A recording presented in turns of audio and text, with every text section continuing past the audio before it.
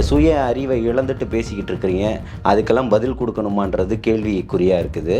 ஊழலை பற்றி பேசுகிறதுக்கு அனிதா ராதாகிருஷ்ணனுக்கு என்ன தகுதி இருக்குன்றது தெரியல.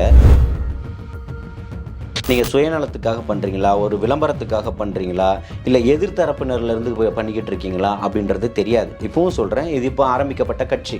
இந்த 2 வருடங்களில் சேர்ந்தவர்கள் தான் அதிகமாக இருக்கும். குறிப்பாக இந்த தேர்தலுக்கு பிறகு சேர்ந்துக்கிட்டு இருக்கவங்களுடைய எண்ணிக்கை உங்களால் நிறைய பார்க்க முடியும். பழைய இருக்கக்கூடிய கட்சிகளில் இருந்தெல்லாம் வரக்கூடிய வரத்துகள் இன்றைக்கி அதிகமாக இருக்குது. அப்போது இவங்க எல்லாத்தையுமே ஒருத்தரையும் நீங்கள் செக் பண்ணியெல்லாம் உள்ளே கொண்டு வந்து சேர்த்துக்க முடியாது. மாற்று சக்தின்னு சொல்லும் பொழுது நீங்கள் அதெல்லாம் ஆராய்ந்து தானே கட்சியில் சேர்க்கணும். ஏன்னா வரக்கூடிய ஆட்கள் எல்லாருமே சாதாரண ஆட்கள் கிடையாது. முன்னாள் அமைச்சர்கள் வராங்க, முன்னாள் எம்எல்ஏ. முன்னாள் அமைச்சர்களுக்கும் அதே பதில அண்ணன் ஆதவர்ஜுனா சொல்லியிருக்கிறாரு. அவர்கள் மீது இருக்கக்கூடிய குற்ற நடவடிக்கைகளுக்கு தமிழக அரசு தமிழக வெற்றி கழகம் ஒருபோதும் துணை போகாது, அதில் எந்த தலையீடுகளும் இருக்காது, செந்தில் பாலாஜி வழக்கு போன்று நடக்காதுன்றதை குறிப்பிடுறாருல்ல. அப்போ அதை நம்ம ஏற்றுக்க தானே செய்யணும். ரீல்ஸ் எடுத்ததெல்லாம் ஒரு குற்றச்சாட்டுன்னு சொல்ல முடியுமா? அதை திருத்திக்கிங்கன்றதை வேணால் சொல்லலாம், அறிவுறுத்தல் தான் பண்ண முடியும். 9ஆம் வகுப்பு படிக்கக்கூடிய பள்ளி மாணவர்கள் ஒரு வீடியோ ஒன்று போடுறாங்க. விஜய் அங்கிள், நாங்கள் இங்கே ஒரு பாலம் ஒன்று கட்டியிருக்காங்க, எங்களுக்கு ஸ்கூலுக்கு போகிறதுக்கு ரொம்ப கஷ்டமாக இருக்குது, நாங்கள் பல கிலோமீட்டர்கள் சுற்றி போய்கிட்டு இருக்கிறோம், இந்த பாலம் கட்டி முடிக்கப்பட்டிருக்கு, எங்களுக்கு திறந்து விடணும்னு. 24 மணி நேரத்துக்குள்ளே கலெக்டர் ஆய்வுக்கு போகிறாரு, அமைச்சர்கள் போகிறாங்க, உடனடியாக அதிகாரிகள் போகிறாங்க. அந்த பால வேலைகள் அடுத்த 24 மணி நேரத்தில் அது திறந்து விடப்படுது. ரீல்ஸ் தப்புன்னு சொல்கிறீங்களா? இந்த பைத்தியகாரத்தனமாக அண்ணன் சீமானவர்கள் என்ன சொல்லிட்டு இருக்கிறாரு? கொடுக்காதன்னு சொல்கிறீங்களே, வாங்காதீங்கன்னு சொல்கிறீங்களா? கொடுக்காதீங்க. எங்கே இருக்கும்? திருடர்களாய் பார்த்து திருந்தாவிட்டால் திருட்டை ஒழிக்க முடியாதுன்றது தான் வரிகள்.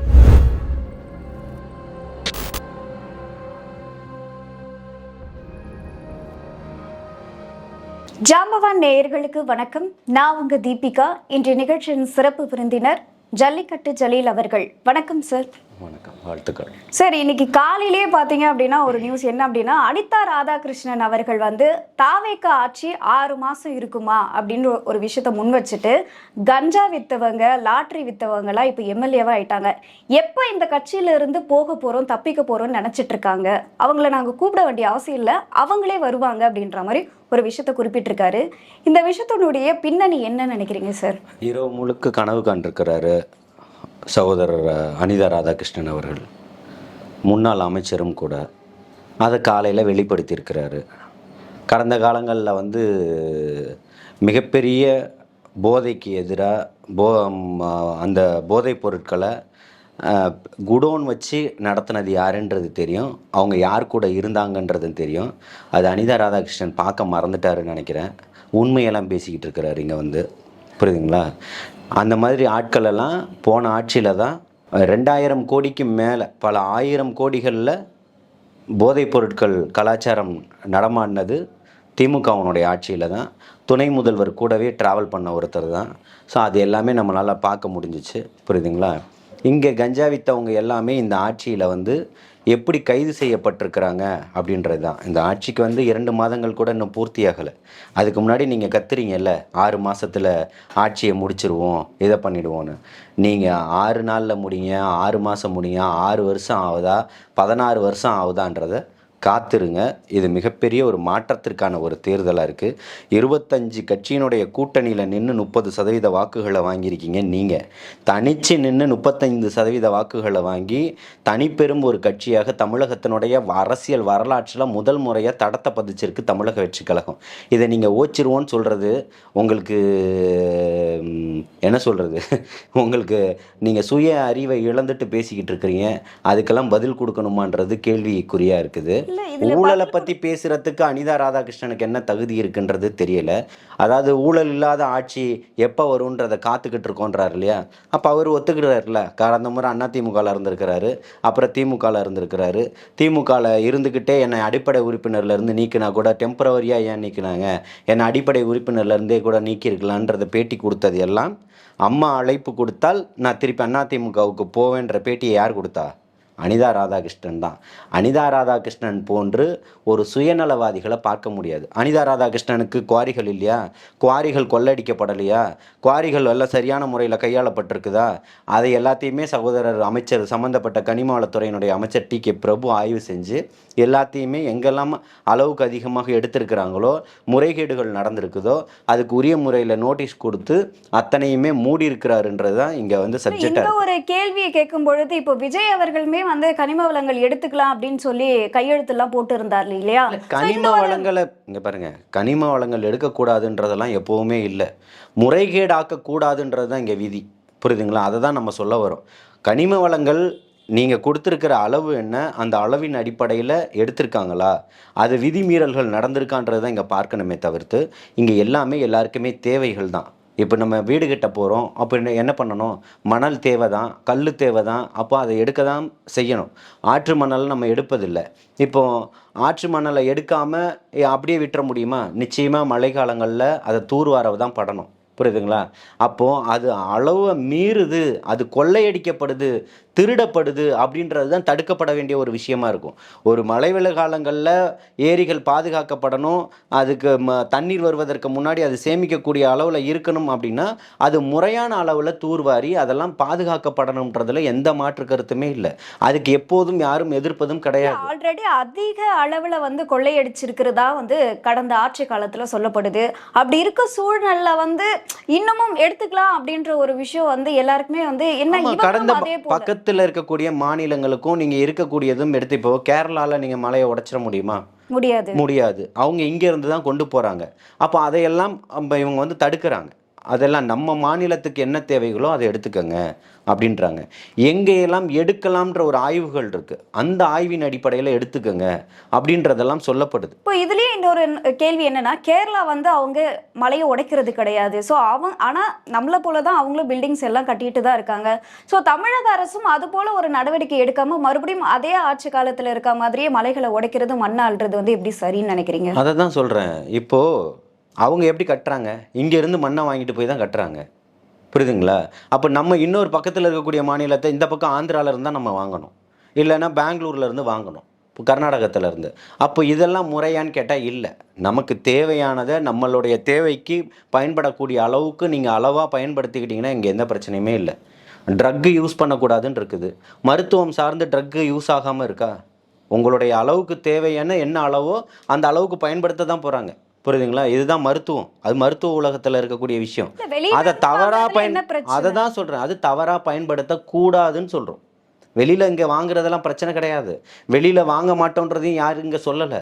நம்மளுடைய தேவைக்கு என்னவோ அதை பயன்படுத்திக்கலாம்ன்றது தான் சொல்லப்படுதே தவிர்த்து, நம்மளுடைய வளங்களை கொள்ளையடித்து அதை இருக்கக்கூடிய அளவுகளுக்கு மேலே இன்னும் 10 மடங்கு 20 மடங்கு அதை கொள்ளையடித்து அதை கொண்டு போய் வெளி மாநிலங்களில் விற்று அதிகப்படியாக காசு வாங்குறது தான் இங்கே தப்பு. புரியுதுங்களா? உங்களுக்கு தேவையானதை நீங்கள் பயன்படுத்துவதில் எந்த இதுவுமே இல்லையே. அப்போ அது குறைஞ்சிரும் இல்லையா? அதை தான் சொல்கிறோம். சரி, இப்போ இன்னொரு விஷயம் என்ன அப்படின்னு பார்த்தீங்கன்னா, இந்த அரசு வழக்கறிஞர்கள் நியமன விஷயத்தில் பார்த்தீங்க அப்படின்னா, தாவேக்காவை சேர்ந்த ஒரு வழக்கறிஞர் கூட வந்து இதில் இந்த மாதிரி நிறைய பேர்கிட்ட வந்து லஞ்சம் வாங்கிட்டு தான் இந்த பதவியை கொடுக்குறாங்க அப்படின்னு சொல்லி ஒரு வழக்கு போட்டிருந்தாங்க. இப்போ அவங்கள வந்து இந்த அடிப்படை உறுப்பினர் பதவியிலிருந்தே தாவேக்கா வந்து நீக்கியிருக்கு. எதனால்? அவங்க சொன்ன ஒரு விஷயம் வந்து அவங்க ரொம்ப ஸ்ட்ராங்காக இருக்காங்க, இதுதான் உண்மை அப்படின்ற மாதிரி இந்த ஒரு குற்றச்சாட்டு அவங்க போட்டதுனால தான் இந்த அடிப்படை உறுப்பினர் பதவியிலிருந்து நீக்கப்பட்டிருக்காரா அப்படின்னு கேள்விகள் எழுப்ப ஆரம்பிச்சிருக்காங்களே. இங்கே பாருங்க, கட்சிக்கு வந்து கட்சியை மீறி ஒருத்தர் செயல்படுறாருன்னா அது கட்சியினுடைய பைலா, கட்சியினுடைய நடவடிக்கைகள் என்ன எடுக்கணுன்றது தலைமைக்கு தெரியும். அந்த நடவடிக்கைகள் எடுக்கிறாங்க. நீங்கள் போடக்கூடிய வழக்குகளுக்கு நீங்கள் வந்து ஆதாரபூர்வமாக வைக்கக்கூடிய குற்றச்சாட்டுக்கு நடவடிக்கை எடுக்கலைன்னா இங்கே கேட்கலாம். ஏற்கனவே அந்த மாதிரி செய்திகள் வந்து உடனடியாக நடவடிக்கை எடுக்கப்பட்டதுமே எல்லா செய்தி ஊடகங்களுமே காட்சிப்படுத்தப்பட்டிருக்குது. அப்படின்றப்போ இங்கே எந்த விஷயத்தையுமே மூடி மறைக்கணுன்ற அவசியமும் இல்லை. போடப்பட்ட அத்தனையுமே நிறுத்தி திரும்ப எல்லாத்தையுமே செலக்ட் பண்ணி தான் திருப்பி போட்டுக்கிட்டு இருக்கிறாங்க. அப்போது முதல் முறையாக ஆட்சிக்கு வந்திருக்கிறாங்க. அதில் நடக்கக்கூடிய தவறுகள் நடந்துடக்கூடாதுன்றதில் கவனமாக இருக்கிறாங்க. நடக்கக்கூடிய சுட்டி காட்டக்கூடிய தவறுகளை உடனடியாக சரி செய்யக்கூடியது தான் அரசாங்கமாக இருக்குது. ஒருத்தர் தவறு செஞ்சிட்டான்றதுக்காக விடுறதில்லை. அவங்க ஏன் பண்ணாங்களோ கைது நடவடிக்கை வரைக்கும் போகக்கூடிய அரசாங்கத்தை நீங்கள் பார்த்துருக்கீங்களா? முதல் முறையாக தமிழகத்தில் நீங்கள் செய்தியாளர் தான், எந்த செய்தியில் இது வரைக்கும் வந்திருக்கு சொல்லுங்கள் பார்ப்போம். அதுக்கான நடவடிக்கைகள் இருக்கும். ஆமாம் இல்லை இந்த மாதிரி கட்சியிலேருந்து நீக்கிட்டோன்னு கைது நடவடிக்கை வரைக்கும் போய் பார்த்துருக்கீங்களா? இல்ல. அப்போ அந்த மாதிரி தான் அப்பழுக்கற்ற ஒரு நிர்வாகம் நடக்கணுன்றத தலைவர் விரும்புகிறாரு. அதை தான் மக்களும் நேசிக்கிறாங்க. அதை தான் மக்கள் விரும்பி அதுக்கு தான் வாக்களித்திருக்கிறாங்க. அதை போல் ஒரு ஜனநாயக ஆட்சியாக மக்கள் நலன் ஆட்சியாக இது இருக்கணும்னு நினைக்கிறாரு. அதன் அடிப்படையில் செயல்பட்டுக்கிட்டு இருக்குது. ஒழுங்கு நடவடிக்கைன்றது எல்லார் மேலும் எடுக்கக்கூடியதாக தான் இருக்கும். அது ஏன்னா அது கட்சியினுடைய கட்டுப்பாடுகளை மீறும்போது அந்த ஒழுங்கு நடவடிக்கைகள் பாயும். அது நானாக இருந்தாலும் எனக்குமே அதே தான். புரியுதுங்களா? யாருக்கும் அது வந்து விதிவிலக்கு அல்ல. அப்ப அவங்க தவறான குற்றச்சாட்டுகளை முன்வைக்கிறாங்க அப்படின்னு சொல்ல வரீங்களா? இல்லை, தவறான குற்றச்சாட்டுகளை முன்வைக்கிறாரா சரியான குற்றச்சாட்டுகளை முன்வைக்கிறாரான்றதை பொறுத்திருந்து தான் பார்க்கணும். அவர் வைக்கக்கூடிய குற்றச்சாட்டுகள் எல்லாமே உண்மைன்னு சொல்லிட முடியாது, எல்லாம் பொய்ன்னு சொல்லிட முடியாது. இருக்கக்கூடிய குற்றச்சாட்டுகளுக்கு என்ன நடவடிக்கை எடுக்கணுமோ நிச்சயமாக அதை தலைமை கழகம் எடுக்கணுன்றதை சொல்கிறேன். அப்போ உண்மை நிலவரம் என்னன்னு தெரிஞ்சதுக்கு அப்புறம் தானே அவங்கள வந்து அடிப்படை உறுப்பினர் இல்லை, பதவி அதுக்காக தான் இப்போ திரும்பவும் சொல்கிறேன். நீங்கள் ஒரு கொஸ்டின் ஒன்று ரைஸ் பண்ணுறீங்க, அதுக்கான பதிலை நான் உங்களுக்கு கொடுத்துட்றேன், ஆன்சரை கொடுத்துட்றேன். அப்போது இதை தாண்டி ஒரு விஷயம் இருக்கும் இல்லையா? கட்சிக்கோ கட்சி நலனுக்கோ நீங்கள் ஏன் இதை பண்ணுனீங்கன்றது இருக்கும். புரியுதுங்களா? நீங்கள் சுயநலத்துக்காக பண்ணுறீங்களா, ஒரு விளம்பரத்துக்காக பண்ணுறீங்களா, இல்லை எதிர்த்தரப்பினர்லேருந்து பண்ணிக்கிட்டு இருக்கீங்களா அப்படின்றது தெரியாது. இப்போவும் சொல்கிறேன், இது இப்போ ஆரம்பிக்கப்பட்ட கட்சி. இந்த 2 வருடங்களில் சேர்ந்தவர்கள் தான் அதிகமாக இருக்கும். குறிப்பாக இந்த தேர்தலுக்கு பிறகு சேர்ந்துக்கிட்டு இருக்கவங்களுடைய எண்ணிக்கை வந்து உங்களால் நிறைய பார்க்க முடியும். பழைய இருக்கக்கூடிய கட்சிகளில் இருந்தெல்லாம் வரக்கூடிய வரத்துகள் வந்து இன்றைக்கி அதிகமாக இருக்குது. அப்போது இவங்க எல்லாத்தையுமே ஒருத்தரையும் நீங்கள் செக் பண்ணியெல்லாம் உள்ளே கொண்டு வந்து சேர்த்துக்க முடியாது. கட்சியில் யார் வரா இருந்தாலும் வாங்கன்னு தான் சொல்லுவாங்க, அரவணைப்பாங்க. அவர் சரியானவராக ஏற்கனவே இல்லாமல் இங்கே எப்படி இருக்கிறாருன்றது தான் பார்க்கப்படும். இங்கேயும் மேலும் தவறுகள் செஞ்சால் நிச்சயமாக உரிய நடவடிக்கை எடுக்கப்படும்ன்றதுல மாற்று கருத்து இல்லைன்னு சொல்லுங்கள். இல்லை, மாற்று சக்தின்னு சொல்லும் பொழுது நீங்கள் அதெல்லாம் ஆராய்ந்து தானே கட்சியில் சேர்க்கணும். ஏன்னா வரக்கூடிய ஆட்கள் எல்லாருமே சாதாரண ஆட்கள் கிடையாது. முன்னாள் அமைச்சர்கள் வராங்க, முன்னாள் அமைச்சர்களுக்கும் அதே பதில அண்ணன் ஆதவர்ஜுனா சொல்லியிருக்கிறாரு. அவர்கள் மீது இருக்கக்கூடிய குற்ற நடவடிக்கைகளுக்கு தமிழக அரசு தமிழக வெற்றி கழகம் ஒருபோதும் துணை போகாது, அதில் எந்த தலையீடுகளும் இருக்காது, செந்தில் பாலாஜி வழக்கு போன்று நடக்காதுன்றதை குறிப்பிடுறாருல்ல. அப்போ அதை நம்ம ஏற்றுக்க தானே செய்யணும். Okay sir. இப்போ இன்னொரு விஷயமும் ஒரு கேள்வி வந்து எழுந்திருக்கு. அதாவது முதல்வர் விஜய் அவர்கள் வந்து தப்பு செஞ்சவங்க யாரா இருந்தாலும் கண்டிப்பா நான் வந்து அந்த பதவியிலிருந்து தூக்கிடுவேன் அப்படின்லாம் சொல்லியிருந்தாரு. இப்போ கீர்த்தனா அவர்கள், ரமேஷ் அவர்கள்லாம் குறிப்பிட்டு உங்க மீது வந்து நிறைய குற்றச்சாட்டுகள்லாம் வந்துட்டு இருக்கு, ஸோ இனிமே வந்து வரக்கூடாது அப்படின்னு சொன்னதாலாம் சொல்லப்படுது சார். இப்போ ஒருவேளை கீர்த்தனா அவர்கள் வந்து தொடர்ச்சியா இது போன்ற செயலில் ஈடுபட்டாங்கன்னா அப்போ வந்து அவருடைய பதவி வந்து பறிக்கப்படும். என்ன குற்ற செயலில் ஈடுபட்டாங்க? குற்றச்சாட்டுகள் அவர் மீது வந்து வருது. இந்த மாதிரி ஒரு இடத்துக்கு ஆய்வு போறாங்கன்னா அங்க ரீல்ஸ் எடுத்து போடுறாங்க. இல்லை, இது வந்து இப்போ அதாவது அதை தான் கேட்டேன், என்ன குற்றச்சாட்டுகள்? ரீல்ஸ் எடுத்ததெல்லாம் ஒரு குற்றச்சாட்டுன்னு சொல்ல முடியுமா? அதை திருத்திக்கிங்கன்றதை வேணால் சொல்லலாம், அறிவுறுத்தல் தான் பண்ண முடியும். அவங்க வந்து தப்பு பண்ணிட்டாங்க, ஒரு கையூட்டு வாங்கிட்டாங்க, இல்லை இப்போ அரசை பாதிக்கும் விதமாக அவங்களுடைய அமைச்சரவையை வந்து தவறாக பயன்படுத்திட்டாங்க அப்படின்னு சொன்னால் அவங்க மீது நடவடிக்கை எடுக்கலாம். குற்றச்சாட்டுனா சமீபத்தில் ஒரு பள்ளி மாணவி கிட்ட போயிட்டு பேசியிருந்தாங்க. அவங்க பேசும்பொழுது அந்த மாணவியால் பதில் கொடுக்க முடியல. ஸோ அதை வந்து அவங்களுடைய அதாவது தன்னம்பிக்கையை உடைக்கிற விதமாக வந்து நடந்துக்கிறது சரியில்லை அப்படின்ற ஒரு விஷயம் இருக்கு இல்லையா? நல்ல அருமையான கேள்வி. இத்தனை வருஷம் ஆட்சியை செஞ்சது யாரு? அதிமுக. தானும் ஒரு அரசு பள்ளியில் படித்த மாணவின்ற அடிப்படையில் அவங்க தொகுதியில் இருக்கக்கூடிய பள்ளிக்கு ஆய்வுக்கு போவது வந்து சாதாரண ஒரு விஷயந்தான். இப்போ அனிதா ராதாகிருஷ்ணன் அவருடைய தொகுதியில் எம்எல்ஏவாக இருக்கிறாரு. அவருடைய தொகுதிக்கு ஆய்வு போகாமல் இருப்பாரா? போவார். அப்போ அவங்க வந்து தொழில்துறையினுடைய அமைச்சராக இருந்தாலும் அவங்க தொகுதி அப்படின்னும் போது அதுக்கு ஆய்வுக்கு போகிறாங்க. போகும்போது அரசு பள்ளி மாணவிகள்கிட்ட பேசுகிறாங்க. பேசும்போது அவங்களோட நீங்கள் பேசுங்கன்னு சொல்லும்போது அவங்கள்ட்ட பேச சொல்லலை, இருக்கக்கூடிய சக மாணவர்கள்ட்ட பேசுங்கன்னு சொல்கிறாங்க. சக மாணவர்கள்ட்ட பேசக்கூடிய அளவுக்கான ஒரு பதட்டம் இல்லாத சூழலை யார் உருவாக்கியிருக்கணும்? கடந்த கால ஆட்சிகளும் அங்கே இருந்தக்கூடிய ஆசிரியர்களும் தான் அதை உருவாக்கியிருக்கணும். அப்போ இந்த இடத்துல வெட்கப்பட வேண்டியது யார்? அந்த மாணவிகள் இல்லை, மாணவர்கள் இல்லை, நீங்கள் தான். அப்போ அதை பார்த்துக்கிட்டு இருந்த கல்வித்துறையினுடைய அமைச்சர் அன்பில் மகேஷ் வந்து ஒரு பேட்டி கொடுத்தார் பார்த்தீங்களா? அதுக்கு அவர் வெட்கப்படணும், தலை குனியணும். நீங்கள் பிள்ளைகளை விமானத்தில் கூட்டு போகிறது இல்லை இங்கே பிரச்சனை. அந்த நம்ம வீட்டு பிள்ளைகள் வந்து சரியான பேசணுன்றது தான். சக மாணவர்கள்ட்ட வெளிப்படையாக எந்த தயக்கமும் பதட்டமும் இல்லாமல் அவங்களால பேச முடியலன்றதுக்கு நீங்கள் வெக்கி தலை குனியணும். அவங்க அந்த கான்ஃபிடென்ட்டை நீங்கள் உருவாக்கணும். அதை உருவாக்காமல் நீங்கள் விமானத்தில் கூட்டிகிட்டு போயிட்டு வந்ததை வந்து ஒரு சாதனையாக சொல்லிக்கிட்டு இருக்கீங்க. அது ஒரு நிகழ்வு இல்லை. நீங்கள் தொடர்ந்து திமுக மீதே குற்றச்சாட்டு வைக்கிறீங்க. யார் குற்றச்சாட்டு போட்டது தப்புன்னு உணரலையே. திரும்பவும் சொல்கிறேன், ரீல்ஸ் போட்டதை வந்து தப்புன்னு, அதாவது 9ஆம் வகுப்பு படிக்கக்கூடிய பள்ளி மாணவர்கள் வந்து ஒரு வீடியோ ஒன்று போடுறாங்க. விஜய் அங்கிள், நாங்கள் வந்து இங்கே ஒரு பாலம் ஒன்று கட்டியிருக்காங்க, எங்களுக்கு ஸ்கூலுக்கு போகிறதுக்கு ரொம்ப கஷ்டமாக இருக்குது, நாங்கள் பல கிலோமீட்டர்கள் வந்து சுற்றி போய்கிட்டு இருக்கிறோம், இந்த பாலம் வந்து கட்டி முடிக்கப்பட்டிருக்கு, எங்களுக்கு வந்து திறந்து விடணும்னு.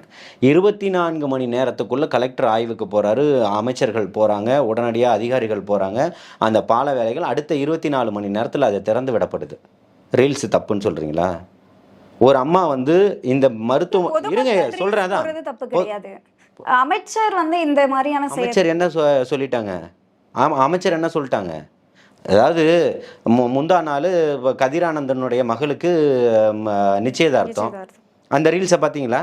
பார்த்துருந்தேன் சார். அதிக அளவில் திமுகவுடைய பிரமுகர் வந்து நகை ஒன்றிய செயலாளர் கிலோ கணக்கில் நகை போட்டுக்கிட்டு உட்காந்துக்கிட்டு தன்னுடைய தலைவரையுமே தோக்கடிச்சிட்டோன்ற கொஞ்சம் கூட குற்ற உணர்வே இல்லாமல் இப்படி போட்டுக்கிட்டு ஒரு பெண் போட்டிருந்தா கூட பரவாயில்ல, ஒரு ஒன்றிய செயலாளராக இருக்கக்கூடியவர் இவ்வளோ நகைகளை அணிந்து கொண்டு ஒரு ஆட்டம் போடுவதை இந்த ரீல்ஸை நீங்கள் ஏற்றுக்கிறீங்க? இது சமூக நீதிக்கான ரீல்ஸு இல்லை, அப்படி ஏற்றுக்கலாமா? அப்போது தீபிகாவுடைய பார்வை என்னவா இருக்கு? கடந்த கால திமுகவை ஆட்சி ஆண்டது திமுக தானே. அப்போ திமுகவை குற்றம் சொல்லாமல் காங்கிரஸையா குற்றம் சொல்ல போறீங்க? விடுதலை சிறுத்தைகளை குற்றம் சொல்ல முடியும்? ஒன்றுமே இல்லாமல் எதிர்கட்சிகளாக உட்காந்துக்கிட்டு இருக்கக்கூடிய கம்யூனிஸ்டுகளை குற்றம் சொல்ல போறீங்க? யாரை குற்றம் சொல்ல போறீங்க? எதுக்குமே வராமல் இருக்கக்கூடிய பிரச்சனைகளை எடுத்து காட்டிக்கிட்டு இருக்கக்கூடிய அறப்போர் இயக்கத்தையா குற்றச்சாட்ட போறீங்க? என்னதான் முட்டி மோந்தாலும் திமுகவே குற்றம் சொல்றாங்க. திமுகவை தான் குற்றம் சொல்ல முடியும், வேற யாரை சொல்லணும்? பாஜகவை மத்தியில் ஒன்றியில் இருக்கக்கூடிய பிரச்சனைகளுக்கு குற்றம் சொல்லலாம். இங்கே வந்து காங்கிரஸ் ஆட்சியில் இல்லை சொல்லலாமா? இல்லை மம்தா பானர்ஜியினுடைய கட்சியை குற்றம் சொல்லலாமா? பகுஜன் சமாஜ் கட்சியை குற்றம் சொல்லலாமா? சிவசேனாவை குற்றம் சொல்லலாமா? அரசியல் அறிவு அரசியலுடைய பார்வை இங்கே வேணும். திமுகவை தான் குற்றம் சொல்ல முடியும். அப்போ திமுக காரங்க செஞ்ச தப்புக்கு அதை வெளியில் கொண்டு வரணும், அதை பேசுங்க. அதை பேசாமல் நீங்கள் வந்து ஜென்சி மீட்டப்லாம் நடத்திக்கிட்டு நீங்கள் குத்தாட்டம் போட்டுக்கிட்டு கிலோ கணக்கில் நகையை போட்டுக்கிட்டு மக்களை வந்து அச்சுறுத்தும் விதமாக நீங்கள் போட்டுக்கிட்டு இருக்கக்கூடிய ஒரு அம்மா வந்து ஒரு வீடியோ ஒன்று போடுறாங்க. முதல்வர் அவர்களுக்கு இந்த மாதிரி இந்த மருத்துவமனையில் ஒரு தாய்சேய் மருத்துவமனை, அதில் வந்து இப்போ ஒரு தவறுகள் நடக்குது, இங்கே சுகாதாரம் இல்லைன்றதை போடுறாங்க. அடுத்த 24 மணி நேரத்தில் முதல்வர் எங்கே இருந்தார்? மருத்துவமனைக்கு போய் ஆய்வு செஞ்சார் இல்லை? அது சரின்றீங்களா தப்புன்றீங்களா? சரிதான். அது ஒரு பள்ளியில் படிக்கக்கூடிய சமூக நீதியின் விடுதின்னு சொல்லக்கூடிய இங்கே சைதாப்பேட்டையில் இருக்கக்கூடிய விடுதிக்கு நேற்று முதல்வர் ஆய்வு போனார். அதுக்கு முன்னாடி அதை பற்றின தகவல் வீடியோவில் வந்தது, ரீல்ஸாக வந்தது. அந்த வீடியோவை சரின்னு சொல்கிறீங்களா தப்புன்னு சொல்கிறீங்களா? ஜென்சி மீட்டப்பில் கலந்துக்கிட்டு அந்த ஜென்சி கிட்ட பேசுகிறாரு இப்படி தான் சொல்லிட்டு அதுக்கு பதில் கொடுக்குறாங்க. இங்கே தரமான உணவுகள் தான் கொடுக்கப்பட்டுக்கிட்டு இருக்குது, இந்த பையன் திமுகவில் ஜென்சி மீட்டப்பில் இருக்கிறாப்புல, ஜென்சி இதில் போஸ்டிங்கில் இருக்காப்புல, அவர் 2 ஆண்டுகளாக பணம் கட்டலை, இப்போ தான் ஃபீஸ் கட்டியிருக்காப்புல, இப்போ இந்த பிரச்சனையை பண்ணணுன்றதுக்காக தான் இங்கே இவ்வளோ மாணவர்கள் இருக்கோம், நாங்கள் ஆதரவாக இவ்வளோ பேர் இருக்கோம், சாப்பாடு நல்ல தரமான முறையில் தான் போட்டுக்கிட்டு இருக்கிறாங்க. அப்போ போடலைன்னா 60 நாளில் சாப்பாடு சரியாக போடலையா? அப்போ 2 ஆண்டுகளும் அந்த மாணவர்கள் 3ஆம் ஆண்டு படிக்கிறாங்க. அப்போ அந்த கடந்த 2 ஆண்டுகள் சரியான உணவு அளிக்கப்பட்டிருக்கா அப்படின்றத இங்கே கேள்வி எழும்புதா இல்லையா? அப்போ சுயநலத்துக்காக நீங்கள் பண்ணக்கூடிய, நீங்கள் எதிராளியாக இருந்தாலும் நீங்கள் போட்ட வீடியோவுக்கு அவர் மதிப்பளிக்கிறார் இல்லையா? ஒருத்தர் வந்து இப்போ காசு வாங்குவது போல் ஒரு வீடியோ வருது, உடனடியாக நடவடிக்கை எடுக்கிறாரு, அடிப்படை உறுப்பினர்கள்லேருந்து தூக்குறாரு, கைது நடவடிக்கை மேற்கொள்கிறாரு. அந்த இடத்துல ஏதாவது பார்ஷியாலிட்டி பார்த்துட்டாரா? இவர் நமக்கு வேண்டப்பட்டவர், நம்மளுடைய கட்சிக்காரர் அப்படின்றதுனால விட்டுட்டாங்களா? சட்டம் பாயும்ன்றதை கடுமையாக சொல்லியிருக்கிற பலமுறை எச்சரித்திருக்கிறாரா இல்லையா?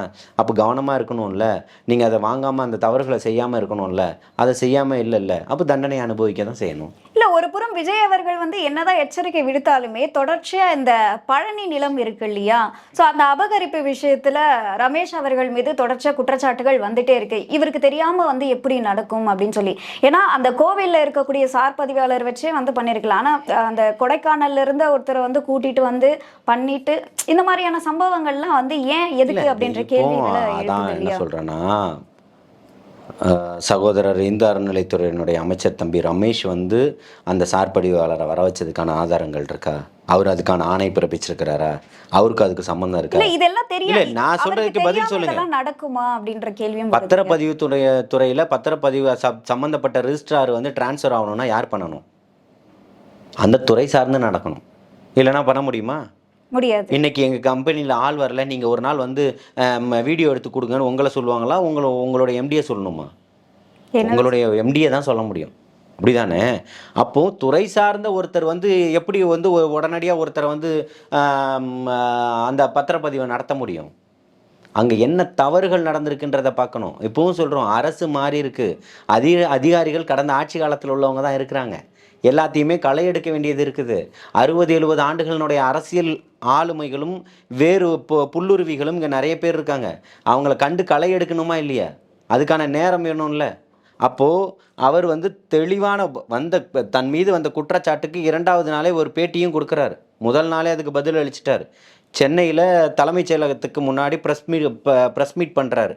அப்போ அதில் எல்லா தகவல்களையும் பத்திரப்பதிவுத்துறையினுடைய அமைச்சராக இருக்கிறவரையும் சேர்த்து வச்சுக்கிட்டு அந்த பேட்டியில் தெளிவுபடுத்துகிறாரு. இன்னும் என்ன ஆதாரங்கள் இருக்கோ, யார் மீதோ உரிய நடவடிக்கைகள் எடுக்கப்படும்ன்றாரு. தன்னுடைய உறவினர் பேர்லன்னு அப்படி எந்த உறவினரும் தனக்கு கிடையாதுன்றதை ஆதாரப்பூர்வமாக நிரூபிக்கிறாரு. இருந்தால் நிரூபிங்க நீங்கன்னு சொல்கிறோம். இப்போ சிபிசிஐடி விசாரணையில் பார்த்தீங்கன்னா அந்த ஜஸ்டின் மணிகண்டன் அவர்களையும் சசிகலா அப்படின்ற ஒரு லேடியும் வந்து விசாரிச்சா இதில் பல விஐபிகள்லாம் வந்து மாட்டக்கூடிய வாய்ப்பு இருக்குன்னு சொல்கிறாங்க. மாட்டட்டும். யாராவது இங்கே தடுத்தாங்களா? சிபிசிஐடிக்கு மாற்ற தமிழக அரசு தானே முறையிடுது. ஆமாம். அப்போ நீதி வேணும் தானே கேட்குது. கரூர் சம்பவத்தில் எப்படி போயிட்டு ஓய்வு பெற்ற தலைமை நீதிபதி வேணும்னு கேட்குறாங்க இல்லையா? உச்சநீதிமன்றத்தில் ஓய்வு பெற்ற நீதிபதி தான் இந்த வழக்கை விசாரிக்கணும்னு இப்போ இருக்கக்கூடிய அரசு வந்து அன்னைக்கு ஒரு அரசியல் கட்சியாக போய் நின்றுச்சு இல்லை? அதில் இன்றைக்கி ஏதாவது மாற்றிருக்கா ஸ்டாண்டை? இல்லை. ஒரு இப்போ தேசிய கட்சியினுடைய மாநில தலைவர் அண்ணன் ஆம்ஸ்டாங் அவர்கள் படுகொலை செய்யப்பட்டப்போ அந்த வழக்கு வந்து சிபிஐ வந்து விசாரிக்கணும் அப்படின்னு சொல்லும்போது அதை இத்தனை ஆண்டுகளாக போய் சிபிஐ விசாரிக்கக்கூடாது, நாங்கள் தான் விசாரிப்போம், நீங்களும் விசாரிக்கலாக மொத்தம் அந்த வழக்கை வந்து தாமதப்படுத்துகிறாங்க, இழுக்கிறாங்க. அடுத்தது நம்ம தான் வருவோம், இதை முடிச்சு விட்றலாம்னு நினச்சாங்க. அவங்க கனவுல மண்ணை வாரி போட்டுட்டாரு தலைவர் தளபதி. மக்கள் வந்து ஒட்டுமொத்தமாக கொட்டிட்டாங்க மண்ணை. இப்போ என்ன ஆயிடுச்சுன்னா அந்த வழக்கை வந்து தமிழக அரசு வாபஸ் வாங்கிடுச்சு. இதை யாரும் சொல்லவே இல்லையே. ஏன் சொல்லலை? அப்போ சமூக நீதி வேணும்னு கேட்குறது யார்? அவர் தான் இருக்கிறாரு. சிபிஐ விசாரிக்கட்டும்னு தானே சொல்கிறாரு. இங்கே பாருங்கள், ஒரே நாளையில் இங்கே எதையுமே மாற்றிட முடியாது. இருக்கக்கூடிய அத்தனை பேரும் மாற்றணுன்ற இடத்துக்கு வந்திருக்கிறாரு. எல்லாரையும் ஒரே நாளில் நீங்கள் அடையாளம் கண்டுபிடிச்செல்லாம் மாற்ற முடியாது. சாயம் வெளுக்கும் போது தான் எது உண்மை எது போலின்றதெல்லாம் தெரியும். அடையாளப்படும் போது தான் நடவடிக்கைகள் எடுக்க முடியுமே தவிர்த்து நீங்கள் தோல் போத்திய புலியாக இருந்தீங்கன்னா இங்கே எதுவுமே தெரியாது. புலி வேட்டைக்கு வெளியில் வரும்போது தான், ரத்த வாடை வரும்போது தான் அது வெளியில் வரும். அப்போ தான் அதை பிடிக்க முடியும். இது வந்து ஒரு நேற்று வந்துட்டோம் உடனே இன்னைக்கு இதுக்கான உத்தரவு போட்டுருவோன்றது இல்லை. லஞ்ச லாவணியங்கள் இருக்கக்கூடாதுன்றது அவருடைய நோக்கமாகவும் செயல்பாடுகளாகவும் இருக்குது. அப்போது அதுக்கான எண்ணங்களை நீங்கள் விதைக்கிறாரு. அதுக்காக கடுமையான நடவடிக்கைகள் எடுக்கிறாரு. இன்றைக்கி நீங்கள் போங்க பத்திரப்பதிவுத்துறையில் நீங்கள் நேர்லேயே வர வேண்டாம், ஆன்லைன்லேயே ரெஜிஸ்ட்ரேஷனை பண்ணலான்னு ஒரு ஸ்கீம் கொண்டு வந்திருக்கிறாங்க. இது வரவேற்கத்தக்கதா இல்லையா? எல்லா இடங்கள்லையுமே நகராட்சியிலேருந்து மாநகராட்சியிலேருந்து அத்தனை இடங்கள்லையுமே ரைடு நடந்துக்கிட்டு இருக்குது. தவறு செய்யக்கூடியவர்கள், அளவுக்கு அதிகமாக பணம் வச்சுருந்தவங்க எல்லாமே சஸ்பெண்ட் செய்யப்படுறாங்க. காவல்துறை அதிகாரிகள்லாம் ஒட்டுமொத்தமாக கூண்டோடு எல்லா பக்கமும் தமிழகம் முழுக்க மாற்றி அமைக்கப்பட்டிருக்கிறாங்க. என்ன, இங்கே இருக்கிறவங்க அங்கே போயிருப்பாங்க, அங்கே இருக்கிறவங்க இங்கே வந்திருப்பாங்க. இதுதானே நடந்திருக்கும். கண்டிப்பாக. இன்னொரு விஷயமும் என்ன கேள்வி வைக்கிறாங்கன்னா, நீங்கள் வந்து பணியிடம் நீக்கம் பண்ணுறீங்க. ஸோ இந்த வேலைகள்லாம் பண்ணும்பொழுது அவங்க வந்து ஒரு விசாரணையில் தான் இருக்காங்களே தவிர்த்து எந்த ஒரு நீதிமன்றம் அவங்கள வந்து குற்றவாளிகள் அப்படின்னு சொல்லி நிரூபிக்கப்படலை நீதிமன்றத்தின் மூலமாக. அப்போ இது நடவடிக்கை எடுக்கிறாங்களா இல்லையா அப்படின்ற ஒரு சந்தேகத்தை எழுப்புது அப்படின்னு தான் சொல்கிறாங்க. நாங்களும் அதுதான் சொல்கிறோம். நீதியை விரைந்து கொடுங்க. நீதி குற்றவாளியை கொண்டு போய் நிறுத்த வேண்டியது தமிழக அரசனுடைய கடமை. நான் ஒரு கொலை பண்ணிடுறேன், கொலை பண்ண உடனே என்ன தூக்கில் போட்டுறணும்ல? எத்தனை குற்றவாளிகளுக்கு? இல்லை, நான் என்ன கேட்குறேன்னா, எந்த அழுத்தம் கொடுக்கலன்னு நினைக்கிறீங்க? எங்கே அழுத்தம் கொடுக்கலன்னு நினைக்கிறீங்க? கொண்டு போய் நிறுத்தி இருக்கிறதே மிகப்பெரிய அழுத்தம் தானே. உடனடியாக நடவடிக்கை எடுத்திருக்கிறதே மிகப்பெரிய அழுத்தம் தானே. ஒருத்தர் தன்னுடைய கட்சிக்காரராக இருந்தாலும் உடனடியாக கட்சியிலேருந்து நீக்கி உடனடியாக கைது செய்கிறாருன்னா அது அழுத்தம் இல்லைன்னு நினைக்கிறீங்களா? தமிழக அரசு எந்த இடத்துலையும் நாணல் மாறி வளைந்து போக வேண்டிய அவசியம் இல்லை. இது நாணலும் கிடையாதுன்றதை மக்கள் சொல்லிட்டு வந்து கொண்டு போய் நிறுத்துறதை எதிர்பார்க்கல. அவங்க குற்றவாளிகள்னா தண்டனை அனுபவிக்கணும். யாருமா கொடுக்கணும்? நீதிபதி தான் கொடுக்கணும். அதுதானே பார்ப்போம். அதுக்கான வேலைகளை அப்ப தமிழக அரசு சரியா வேலை பண்ணலன்னு சொல்ல வரீங்களா? நம்ம நீதித்துறை ஒட்டுமொத்தமாக அப்படி சொல்லிட முடியாது. புரியுதுங்களா? இங்கே 30 ஆண்டுகள் கழித்து வந்த தீர்ப்புகள்லாம் இருக்குது. புரியுதுங்களா? நீதி சரியான நேரத்தில் வரணும். தாமதிக்கப்படக்கூடிய நீதி அநீதிக்கு சமமானதுன்றதுல நான் ஒருபோதும் மாற்று கருத்து இல்லை எனக்கு. புரியுதுங்களா? நான் வந்து ஒரு சமூக செயற்பாட்டாளராக இத்தனை ஆண்டுகள் இருந்து இன்னைக்கு தமிழக வெற்றி கழகத்தில் பயணிச்சுக்கிட்டு இருக்கேன்னா இன்னைக்கு அதுக்கான அரசியலை தான் இன்னைக்கு பார்க்குறாங்க. இன்னைக்கு எந்த அரசு அதிகாரிகள் லஞ்சம் வாங்குறாங்க சொல்லுங்கள் பார்ப்போம். லஞ்சம் வாங்கினா இந்த எண்ணுக்கு புகார் செய்யுங்கன்னு சொல்கிறாங்க, யாருக்கு கொடுக்காதீங்கன்னு சொல்கிறாங்க. இந்த பைத்தியகாரத்தனமாக அண்ணன் சீமானவர்கள் என்ன சொல்லிட்டு இருக்கிறாரு? கொடுக்காதன்னு சொல்கிறீங்களே, வாங்காதீங்கன்னு சொல்கிறீங்களா? கொடுக்காதீங்க. எங்கே இருக்கும்? திருடர்களாய் பார்த்து திருந்தாவிட்டால் திருட்டை ஒழிக்க முடியாதுன்றது தான் வரிகள். அப்படிதானே? அப்போது அவங்க திருடக்கூடிய இடத்துக்கு ஏன் கொண்டு போய் நிறுத்தணும்? நான் தர முடியாது என்னாலன்னு சொல்லுங்க. இல்லை, தர முடியாதுன்னு ஒரு சாமானிய ஒரு நபர் வந்து காவல்துறை கிட்ட சொல்லும் பொழுது ஸோ அது வந்து அவங்களுக்கு பெரிய பின்விளைவுகளை தான் அவங்க ஏற்படுத்துறாங்க. இருக்கு நம்பரு. இன்னைக்கு நீங்கள் தட்டினீங்கன்னா இன்னைக்கு ஒட்டுமொத்த இணையத்திலையும் வந்துட போகுது. ஒரு ஃபோன் பண்ணி நீங்கள் சொன்னீங்கன்னா உங்களுடைய ரகசியங்கள் பாதுகாக்கப்படும்ன்றது வரைக்கும் அரசு உத்தரவாதம் கொடுத்துருக்குல்ல. வேற என்ன பிரச்சனை உங்களுக்கு? இங்கெல்லாம் யாரும் வாங்கலை. புரியுதுங்களா? அதை விமர்சனம் பண்ணுறதுக்காக விமர்சனம் பண்ணணுன்ற பேரில் ஒரு விஷயங்களை பண்ணிக்கிட்டு இருக்கிறீங்க. இல்லை, நீங்கள் யாரும் வாங்கலைன்னு சொல்கிறீங்க. சமீபத்தில் கூட செங்கல்பட்டு மாவட்டத்தில் தாவேகாவுடைய முன்னாள் ஊராட்சி மன்ற தலைவர் தான் சொல்லிக்கிட்டு இருந்தேன் இவ்வளோ நேரம். அந்த வீரா என்கின்ற வீராசாமியை தான் பேசிக்கிட்டு இருந்தேன். அவர் வாங்கியிருக்கிறாருன்னு தெரிஞ்ச உடனே அவர் அடிப்படை உறுப்பினர்லேருந்து நீக்கி அவரை கைது செஞ்சுருக்காங்களா இல்லையா அதை சொல்லுங்கள். இந்த மாதிரி திமுகவில் நடந்திருக்கா? இப்போ செந்தில் பாலாஜியை முத கைது செய்யணும்னு குரல் கொடுத்தவர் யார்? மு.க. ஸ்டாலின் தானே. திமுக தான் சொல்லிட்டு அவர் தான் இந்த அறிவிக்கப்படாத கரூருக்கு முதல்வராக இருக்கிறாருன்னு சொன்னது யாரு? இப்போ இருக்கக்கூடிய முதல்வர் அண்ணன் விஜய் அவர்கள் சொன்னாரா? இல்லை, எங்கள் பொதுச் செயலாளர் அண்ணன் ஆனந்தன் அவர்கள் சொன்னார்களா? சொன்னது திமுகவினுடைய தலைவர் மு.க. ஸ்டாலின் அவர்கள் தானே சொன்னார். அவரை கூப்பிட்டு பக்கத்தில் செல்லப்பிள்ளைய அன்னைக்கு உட்கார வச்சுக்கிட்டு இருக்கிறது யாரு? அதே மு.க. ஸ்டாலின் தானே உட்கார வச்சிருக்கிறாரு. அப்புறம் சரி, இப்போ தொடர்ச்சியா வந்து திமுகவுடைய எம்எல்ஏக்கள்ல தாவேகா மீது குற்றச்சாட்டு வச்சுட்டே இருக்காங்க. ஏன்னா எங்க மீது போட எல்லா குற்றச்சாட்டுமே ஒரு அரசியல் காழ்ப்புணர்ச்சி காரணமாக தான் போடுறாங்க அப்படின்ற மாதிரி ஒரு விஷயத்த தெரிவிச்சுட்டே இருக்காங்க. ஸோ அவங்களுக்கு என்ன பதில் சார்? இல்லை, அரசியல் காழ்ப்புணர்ச்சி இல்லை, அரசியல் காழ்ப்புணர்ச்சின்னு சொல்லி நீங்கள் நிரூபிங்கன்னு சொல்கிறோம். தாவேகாவுக்கும் அவங்களுக்கும் என்ன அரசியல் காழ்ப்புணர்ச்சி இருக்குது? தாவேகான்னு 50 வருஷ கட்சியா? இல்லை, வேணும்னே ஆட்சிக்கு வந்த உடனே வந்து அமைச்சர்கள் மீது இந்த பர்சனல் வெஞ்சன்ஸ் வச்சு எல்லார் மீதும் வந்து வழக்கு போட்டுட்டு இருக்காங்க. எல்லாரும் குற்றச்சாட்டுகள் இருக்கா இல்லையா அதை சொல்லுங்க. இருக்கு சார். ஆனா தாவேகா அவங்க மீது ரைடு நடத்தினாலுமே இப்ப வரைக்கும் அவங்க மீது குற்றம் இருக்குன்னு நிரூபிக்க அதிகாரம் உடனே எப்படி நிரூபிக்க முடியும்? உடனே நிரூபிச்சிட முடியுமா உங்களால? முடியாது. அதை தான் சொல்கிறேன். அது நீதி விசாரணை ஆணையத்தில் இருக்குது. ஜெயலலிதா அவர்களுடைய மரணம் சந்தேகத்துக்குண்டானது. அது நீதி விசாரணை வேணும்னு போராடினவர் யார்? ஓபிஎஸ். அதுக்கு நீதி கேட்டு அதை அவங்களுடைய சவப்பெட்டியில் இருக்கிறது போல ஒரு பொம்மையை செஞ்சு வச்சுக்கிட்டு ஆர்கே நகரில் சுற்றி வந்து ஓட்டு கேட்டார். பார்த்தீங்கல்ல? நீதி விசாரணை வேணும்னு. நீதி விசாரணை ஆணையம்ன்றதை ஒன்று அமைச்சாங்க ஆறுமுகசாமியினுடைய தலைமையில். அதுக்கப்புறம் திமுக அரசு வந்துச்சு. இவங்க ஆட்சியில் ஏமாற்றிட்டாங்க மக்களை, நான் இதுக்கு நீதி வாங்கி தராமல் விட மாட்டேன்னு மு.க. ஸ்டாலின் அவர்கள் சொன்னார். வாங்கி கொடுத்துட்டாரா? நீங்கள் கிடப்பில் போட்ட மாதிரி போட வேண்டிய அவசியம் இங்கே இல்லை. நிச்சயமாக தண்டனை கிடைக்கும்னு சொல்கிறேன். உங்களோட நேரத்தை ஒதுக்கி பல்வேறு கேள்விக்கு விளக்கம் அளிச்சிருக்கீங்க. அதற்கு நன்றி. வாழ்த்துக்கள்.